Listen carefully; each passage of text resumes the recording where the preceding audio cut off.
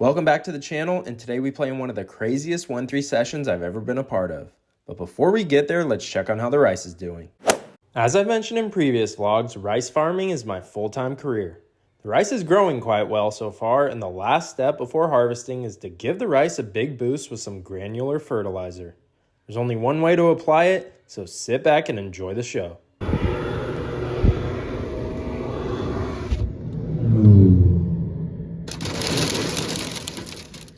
Now that the fertilizer's been applied, the only thing left to do is to make sure we have about 3 to 4 inches of consistent water flowing from these ditches into each field for the next few months. So it'll be a while before my next rice update, but enough of all that. I'm going to need you guys to buckle up because this session is just a pure slingshot ride from hell. We're back at the one and only Capital Casino located in the heart of Sacramento.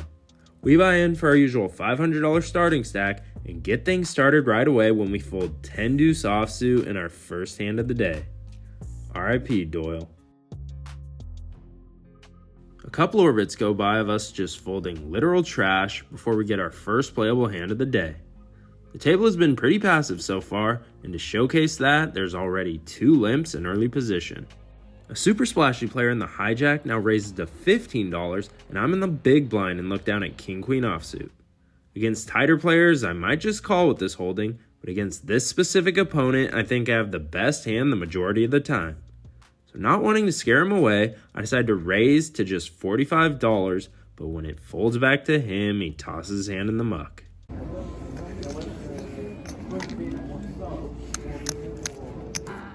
Just 2 hands later, the same player opens to $20 with no limps in front of him this time, so I'm thinking he has a pretty strong hand with this sizing. Everyone gets out of the way, and I'm on the button and look down at ace-king offsuit. I know I've explained this in the past, but in general, I'm just not a fan of this hand, except for one instance and one instance only. When our opponent is short-stacked and I could just see a run-out instead of having to navigate it post-flop.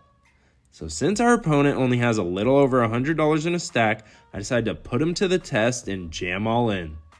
But surprisingly, he decides to fold again for just $85 more. So 2 things. Either he's opening just straight garbage hands and hates facing aggression, or he thinks I'm an 80-year-old man sipping on a cup of coffee and play tighter than a nun's. Oh, you fat penguin!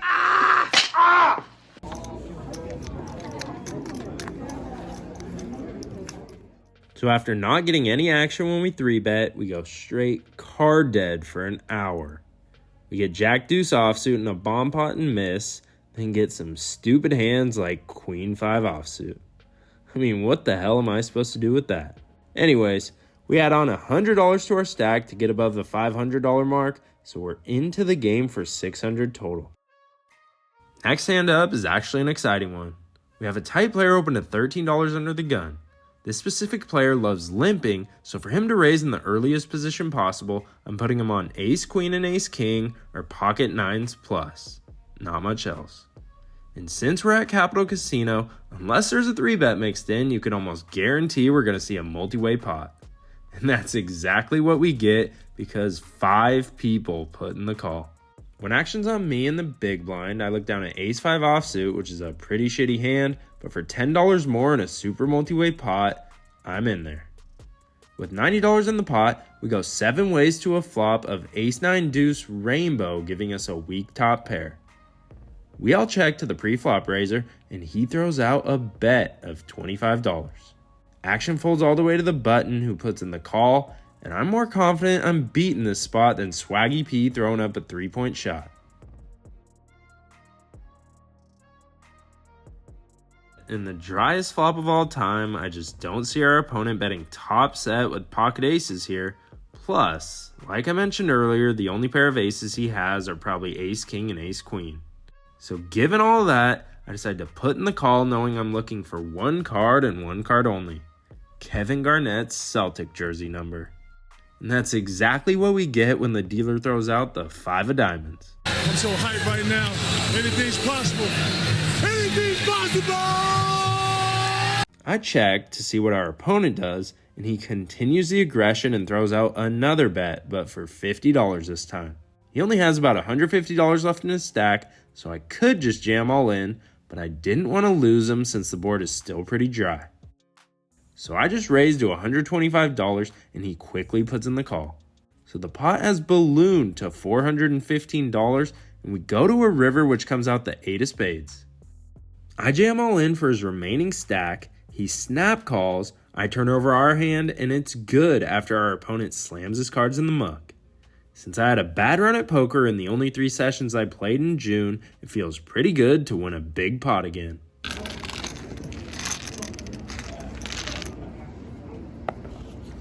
After that beautiful run out, we're up about $200 on the day, and it's a good time to remind y'all that every Monday at 8:30 p.m. Pacific time, I run a meetup game on the Club GG app and give away $50 to the highest stack at the end of the night and $25 to the player with the highest VPIP. So if you want to join, download the Telegram app and click the Club GG link in the description to secure your spot. Next hand to note, we get involved in the local famous Capital Casino $15 bomb pot. 6 people join the party, so there's $85 in the middle, and we look down at King 5 diamonds. We go straight to a flop of King 8-3 with 2 hearts, and when action gets checked to me, I throw out a $40 bet, and they all fold. Even though we didn't get action, it's always nice to take down $60 of profit with a weak top pair. We're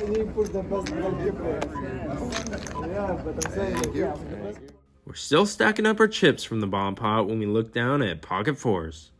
I decided to just open limp and try to see a cheap flop, and that's exactly what happens when 3 more people put in the call, and we go 4 ways to a small pot of 10-4-3 with 2 clubs giving us middle set. I lead out for $15 and get 2 callers from middle position in the big blind. With $55 in the pot, the turn comes out the 6 of clubs, bringing in the front door flush and some straights. I would usually check after seeing this card to see what ensues, but after doing a little first half review of my play by watching some highlights of my vlogs, I realized that I wasn't value betting thin enough. So I keep the aggression going and throw out a $30 bet targeting some combo draws, and just the big blind puts in the call. With $105 in the middle, we go heads up to the river and see the King of Spades. Since I didn't get raised on the turn, I still think I have the best hand, but I don't think our opponent has much. So I throw out a $35 bet hoping to price him in with his 1 pair holdings, but he immediately mucks his cards.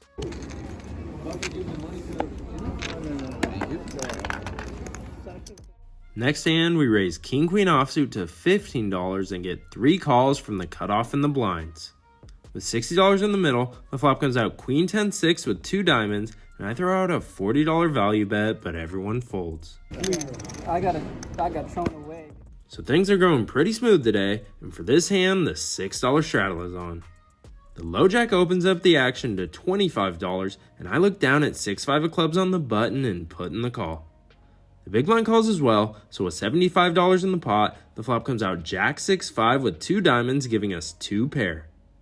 After the big blind checks, the low jack bombs it and overbets the pot with an $80 bet, and now I have a decision.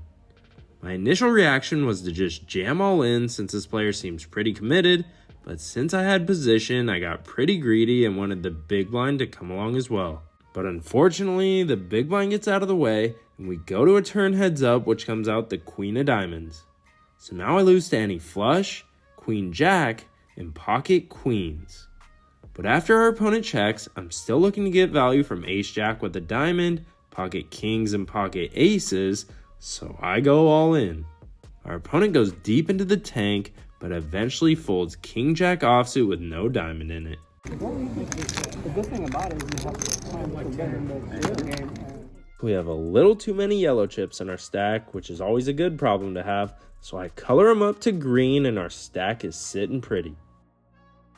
Next hand up, the $6 straddle is on, and I open Ace Jack offsuit to $20 from the low jack. Both the cutoff and button put in the call, so with $60 in the pot, the flop comes out Jack 6 deuce rainbow. On such a dry and disconnected board, I start off with just a $20 bet to get value from any pair, and just the button puts in the call. With now $100 in the middle, the turn comes out the Queen of Hearts completing the rainbow. This could either be a scare card for our opponent, or give them the best hand, and I think our hand is only good for 2 streets of value now, so I start off with a check and our opponent checks it back. So I'm pretty convinced I have the best hand, especially when the river comes out the 8 of clubs. I throw out a value bet of $40 looking to get value from any jack, but our opponent mucks it right away. Thank you. So after a slow start, things are finally starting to pick up and a 4-figure score is definitely in reach at this point. Well, at least I thought it was. Next hand up, there's one limp under the gun and an action player raises to $20 in early position. One player puts in the call and I look down at King Jack offsuit. I debate putting in the squeeze, but one of my many weaknesses is playing a hand like this in a big pot out of position against an aggressive opponent. So I decide to take the passive route and just put in the call. So does the limper, so we're going 4 ways to a flop with $80 in the middle to a King 8-7 rainbow board. So we have top pair with a decent kicker, and we all check to the pre-flop raiser who now throws in a $45 c-bet. Now that he's showing aggression, I don't think there's anything to do than just call. So I put in the chips and everyone else gets out of the way. So we're going heads up with $170 in the middle, and the turn comes out the ace of hearts, putting 2 hearts on the board. I check and flow, and now he continues the aggression for $75. Against a tight player, this is obviously a snap fold, but against an action player that's very capable of mixing in bluffs on these types of boards, I have to put in the call. So the pot has ballooned to $320, and the river comes out the 6 of spades, giving 10-9 a straight. I check for a third time, and now he bombs it for $200. This bet really threw me off because I thought all of his bluffs would shut down now since I should have way more 10-9s in my range. Plus, it's very rare to see a triple barrel bluff at this level, so I decide to live to see another day and toss my hand in the muck. He's a viewer and the friend of the vlog, so he asks if I want to see it. I obviously say yes for the content, and he turns over 10-9 offsuit for the rivered straight. So even though we lost this pot, feels good that we made the right call on the flop and turn when we had the best hand and folded when we were beat. In our next playable hand, a player under the gun raises to $12, and I look down at the ladies, pocket queens, and raise them up to $40. Everyone else gets out of the way except the under the gun player who puts in the call. The flop comes out 8-4-3 with 2 hearts, and I bet $50 to get value from all his flush draws and pairs. He quickly puts in the call, and we go to a turn which comes out the ace of clubs. Definitely wasn't a fan of this card for 2 reasons. A lot of low stakes players put you on overpairs or ace king when you put in a 3-bet, so if I bet on this turn, there's no way I'm getting called by any of his pairs. Plus, now all of his ace x of heart hands have me beat, so I decided to check it back. River comes out the 7 of spades, and now our opponent leads out for $70. I'm definitely not loving it, but I didn't check back the turn to exploitatively fold to a river bet when the front door flush draw misses. So I put in the chips, and our opponent turns over pocket 3s for the flop set. Surprisingly, the ace actually saved us some money because I was gonna bomb the turn. So now we're officially up stuck, meaning we're still up on the day, but down from our highest point, which to me is one of the worst things in all of poker.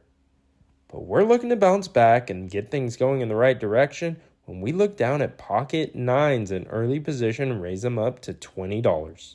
Both a hijack and small blind put in the call, so it's $60 in the pot. The flop comes out 7-6-3 rainbow. A pro in the small blind now leads out for $25, and he's hard to get money from, so if I raise my hand, it's going to be face up and he could just easily fold his smaller pairs. So I just stick in the call with my overpair, and the hijack comes along as well. With $135 in the pot, the turn comes out the king of spades, putting 2 spades on the board. The small blind now slows down and checks, and this gives me the green light to bet. I'm not worried about either of them having a king, but they could definitely have picked up a backdoor flush draw, so I throw in a value protection bet of $55, but they both fold and we scoop in a nice little pot. Everyone hates the jack. But after that nines hand, we went on an absolute bad run of cards. We'd 3-bet ace-queen and give up in a multi-way pot on a bad board, then call and fold some pairs when we missed our sets. So our stack is sitting at $730 and we're definitely still up stuck. There's one limp under the gun, which I didn't see at the time, and I looked down at pocket jacks in middle position. I opened them up to $15, and if I saw the limp, I would have made it $20. But since I didn't, that gives the big blind and limper a good price to call. So the pot is sitting at $45, and we're playing the most confusing hand in poker in a 3-way pot, but at least we have position. The flop comes out 8-7-3 with 2 diamonds, and they check it over to me. I throw out a standard $25 c-bet, but now the big blind who just sat down at the table raises to $75. Limper gets out of the way, and I don't think there's any other play than just calling, because if I raise right now, I'd only get called from hands better than mine and get all his bluffs to fold out. So I stick in the chips, and the bluffs I'm putting him on are all the diamond draws and 10-9 that's open-ended, while all the value hands I'm putting him on are 2 pairs and sets. With $195 in the middle, the dealer throws out the most action-packed card in the deck in the Jack of Diamonds, giving us top set, but bringing in the front door flush and the obvious straight. And it doesn't seem to faze our opponent because he continues betting for $125. As crazy as it sounds, but I think I'm beat very often in this spot because I would expect his 2 pairs to slow down. But I'm never folding top set on the turn for this price, so I obviously stick in the call, and now the pot has ballooned to $445. The river comes out the biggest blank in the deck and the deuce of spades. I was expecting to face some heat, but now our opponent decides to check. I mentioned earlier in the vlog that my goal for the second half of this year was to value bet thinner, so I cut out $175 of chips, but then I came to the realization that I don't think I'd get called by worse. Since I mainly put him on a flush or a straight draw on the flop, and figuring 7-8 would have checked back the turn, I decided to just check back our top set. And thank God I did, because our opponent turns over 10-3 of diamonds for the flush, and we lose a big one. I'm pretty happy with how I played and analyzed this hand, but also a little pissed off because we are now down on the session after being up over $500 at one point. Time to grind. After calling in 3-bet with 5-4 spades looking to crack an overpair, we miss completely and are forced to fold. We unload the clip and add on $400 to our stack, and we're now into the game for $1,000 even. Next hand up, under the gun, who's the same player from the set of jacks hand, opens to $12, and now the button min clicks it to $25. I look down at ace-10 of diamonds in the big blind and see that under the gun player already has 3 yellow chips in his hand ready to make a call, so I stick in the cold call, which I rarely do. Under the gun follows through and calls as well, so we're going 3 ways to a flop with $75 in the pot, and we get a dream board of 10-10-9 with 2 hearts, giving us trips with the best kicker. I check and flow, and now the under the gun player leads out for $45. Button goes in a mini tank, but eventually tosses his hand in the muck, and now the action's on me. Since we're so deep and out of position, I don't want to just call and let him check back blank turns, so I raise to $145 to charge all his draws and get value from worse 10x hands, but he eventually folds. He either must have had a small pair or something like a pair of 9s. Thank you. Next hand up, we see early position open to $25 and next stack calls. I'm on the button and look down at the Cowboys, pocket kings.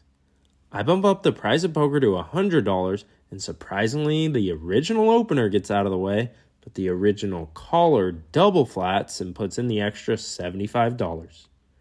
With $225 in the pot, the flop comes out ace-king jack with 2 spades, giving us middle set.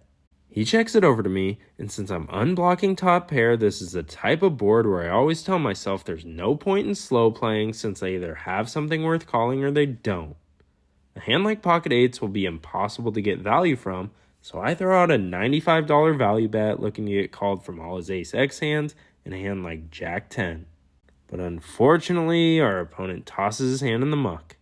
After the session, since he's a friend of the vlog, he later told me that he had pocket tens, which makes complete sense given the action. So we finally got our stack back above the even mark, and once again we're up stuck, but that's 1,000 times better than actually being stuck. Lions love me to play that song. But unfortunately, the next 30 minutes just don't go our way.